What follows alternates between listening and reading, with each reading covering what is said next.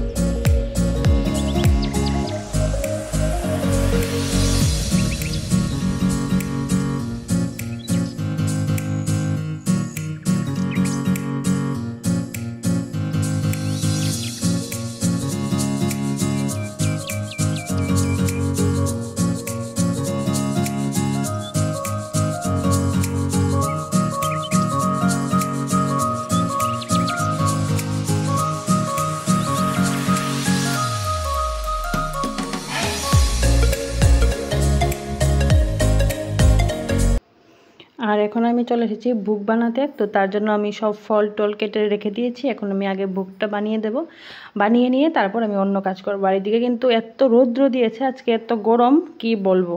মানে এখানে যেখানে ঠাকুর ঘরের সামনে এখানে বসে আমি ভোগ বানাচ্ছি, এখানে বসাই যাচ্ছে না, ফ্যান চলছে উপরে কিন্তু তাও রৌদ্রের এত হিট। তো দেখো এখানে ভোগ রেডি করার জন্য আমি সব কিছু কেটে রেখেছি। এখানে 5 রকমের ভাজা করব, আর একটু খিচুড়ি রান্না করব, আর একটু পায়েস রান্না করব। রান্না করে ঠাকুরকে নিবেদন করব। তো এখন আমি একে একে সব কাজগুলো আগে সেরে নিই, অনেকটা বেলাও হয়ে যাচ্ছে।